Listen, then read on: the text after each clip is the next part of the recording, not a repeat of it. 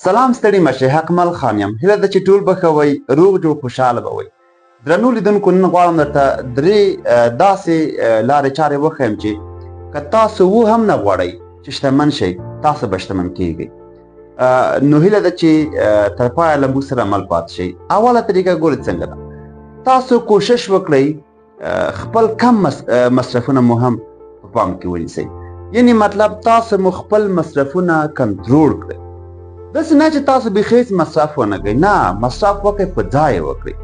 ګورئ، که تاسو لږو لږو مصرفیتونو ته فکر ونه کوئ چې والا دا مصرف دی څه دومره نه دي، دا دومره نه دي، مثال 500 دومره نه دي، 1000 دومره نه دي، زه خیر نن به دغه 400 روپۍ مصرف کړم، 500 به سبا مصرف کړم. ګورئ څنګه خبره ده چې واړه واړه سوري یوه لویه کښتۍ غرقولی شي.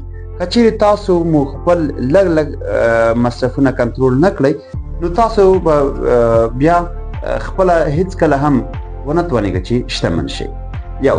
دویمه طریقه، د درآمد لپاره مو یوه منبع مه ټاکئ. یعنې مطلب تاسو هیڅکله فوکس په یوه منبع مه کوئ چې تاسو د یوې نه خپلې پیسې ترلاسه کوئ، خپل مصرفونه ترلاسه کوئ.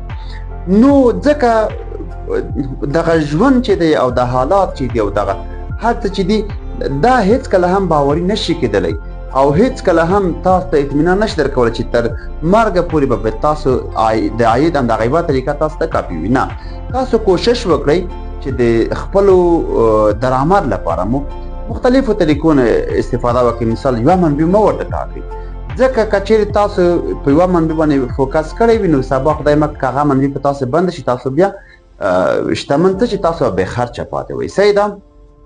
درېیمه طریقه، کله هم د ځان ښودنې لپاره پیسې مه مصرفوئ. والا وایي چې پرېږده چې پلانکی وایي چې والا حقمال خو دومره پیسې مصرف کړي، او دا حقمال دومره پیسې په هوشي په دوشي مصرفوي، هېڅ کیسه کې نه دي. یعنې کله هم د ځان ښودنې لپاره پیسې مه مصرفوئ. ښه واغوندئ، ښه وګرځئ، ښه خوراکونه وخورئ، ښه ژوند وکړئ، هېڅ عیب نه دی، هېڅ بې ځایه مصرف نه دی. خو کله هم د ځان ښودنې لپاره، د رویا دپاره، د بل چا لپاره پیسې مه مصرفوئ. سمه ده.